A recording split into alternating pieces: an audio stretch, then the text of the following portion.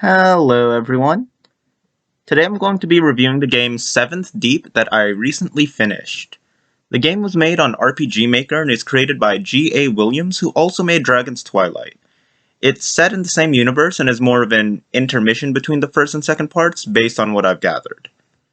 First off, mechanically, the game is a dungeon crawler with 7 different protagonists to play through the titular dungeon. Each protagonist has their own alignment, motivation, playstyle, and even out-of-combat utility, making the experience fairly unique per playthrough.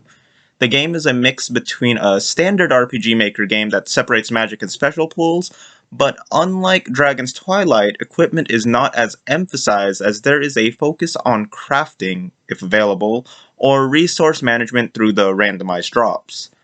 Skills and specials are unique to each character, but magic comes in the form of an equipable Asper, which is similar to Magicite from games like Final Fantasy.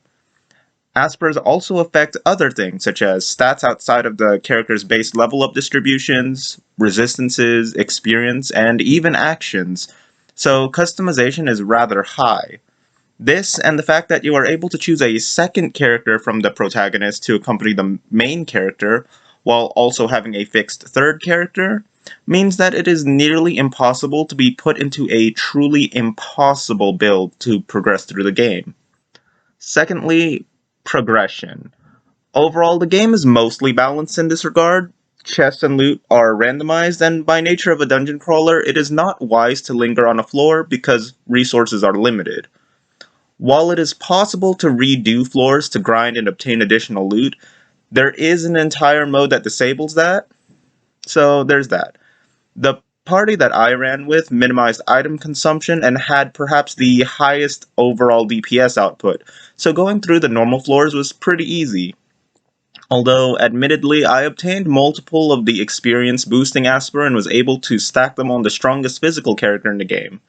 This did trivialize most encounters until the final set of floors, and this is where the balance seemed to be all over the place. Even with an overleveled party, it was not easy to breeze through the first half of the final set, so it would have been much more difficult for a different party combination, especially considering item management. Additionally, the last few floors before the final battle were very unbalanced, and could just team wipe you if you didn't possess the same high DPS output that my party had. Another point I'd like to discuss is the choices you can make at key areas. At the time they were made, they indeed had a major impact at what was happening, and although I am not certain if they affected the ending, it was fun to weigh the potential risks and benefits of either option.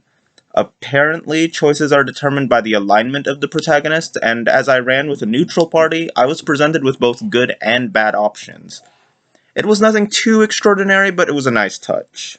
And finally, we are on to the story. This was certainly the weakest part of the game. I had selected Dale, a major character from Dragon's Twilight, and his story is the one that connects the first and second parts. Even given that, there was almost no plot until literally the very end. With all of the other protagonists being original characters without prior build-up, I cannot see their stories having any more depth than the one I went through. Still, the game does not push itself for its narrative, but it's something to consider. In conclusion, if I had to rate the game numerically, as a standalone RPG Maker game, I would give it a 6.5. If you consider 5 as dead average, the game has a lot of replayability, customization, and mostly fine progression. As a game itself, it is better than Dragon's Twilight by the same developer, although, like I said, far lacks in story and character investment. For its relatively cheap price point, I think it's worth the time and money, and would recommend it, especially if you are on a tight budget. Having multiple protagonists, alignments, and endings, alongside random loot, means that every playthrough should have a unique approach. Anyway, that's all I have for today. To anyone who's watching, thanks. I hope you have a refreshing day.